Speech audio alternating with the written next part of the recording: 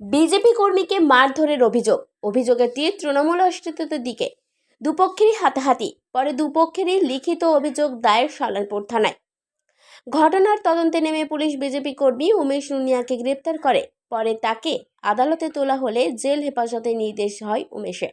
এরপরেই অসুস্থ হয়ে পড়ে উমেশ, তাকে জেলা হাসপাতালে ভর্তিও করা হয়। এরই প্রতিবাদে সালানপুর থানা ঘিরে তুমুল বিক্ষোভ বিজেপির। এক পুলিশ আধিকারিকের বিরুদ্ধে বিজেপি কর্মীকে মারধরের মিথ্যা মামলা দেওয়ার অভিযোগ তুলে এদিন সালানপুর থানায় তুমুল বিক্ষোভ দেখান বিজেপির নেতা কর্মীরা। পরে বেশ কিছুক্ষণ বিক্ষোভ চলার পর তখনকার মতো বিক্ষোভ তুলে নেওয়া হয়। ধৃত উমেশ নুনিয়ার স্ত্রী অভিযোগকারী শিলা কুমারী জানিয়েছেন, গত 6 তারিখ তৃণমূল আশ্রিত কয়েকজন তার বাড়িতে চড়াও হয়, দুপক্ষের মারধর হয়। ঘটনার খবর জানিয়ে পুলিশের কাছে লিখিত অভিযোগ জানানো হলে পুলিশ তার স্বামীকেই গ্রেপ্তার করে। পরে তাকে মারধর করা হয়। তার স্বামী অসুস্থ হয়ে হাসপাতালে চিকিৎসাধীন। नहीं, यही हुआ कि मेरा पति को घर से बुला के मारा गया है। खूब 15 लड़का मिल के मारा उसको। हम बचाने गए तो धक्कम धुक्का दिया। लेडीज नहीं जाना कि लेडीज है, जिधर तिधर हाथ लगाया और धक्का धुक्की दिया हमको। मेरे पति के बचाने के चलते तो हम घुसेंगे ही तो अंदर कि हाँ मेरा पति को छोड़ देवे, तो उन लोग छोड़ नहीं रहा था। लास्ट में रंजीत नोनिया से पत्थर मतलब चलाने जा रहा था, तो जानलेवा मेरा पति पर जानलेवा हमला करने जा रहा था, तो उसको हम धक्का दिया है।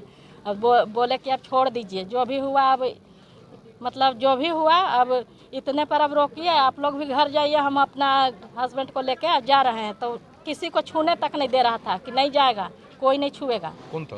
काटनोनिया।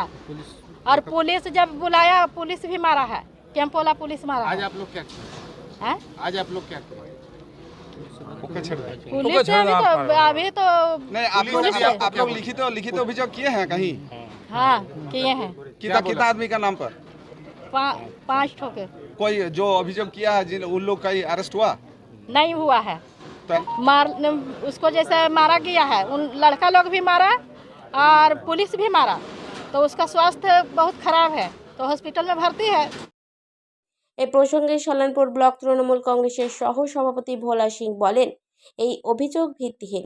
তিনি আরও বলেন, উমেশ নুনিয়া মানসিকভাবে রোগী, তার চিকিৎসার দরকার। এটা দেখুন, পরিবারের ঘটনা পরিবারকে বুঝতে হবে। মেন্টাল ডিস্টার্ব হচ্ছে, লোকজনও জানে, পাড়াতেও জানে। আপনি যে পাড়াতে ইনকোয়ারি করতে পারেন, মেন্টাল ডিস্টার্ব হচ্ছে, ওকে ট্রিটমেন্টের দরকার আছে, ট্রিটমেন্ট করা বা সেটাই আর তো এই ধরনের ঘটনা সম্পূর্ণ ভিত্তিহীন। সম্পূর্ণ ভিত্তি একদম বলছি, একদম কোনো এটাতে নেই, কোনো রাজনীতিক রং নেই, কোনো কিছু নেই।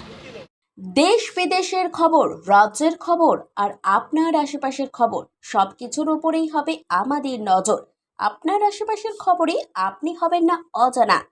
আমরা নিয়ে আসছি খবরের রেলগাড়ি, তাই হয়ে যান তৈরি আর সাবস্ক্রাইব করে রাখুন আমাদের চ্যানেল আইডিয়াল এক্সপ্রেস।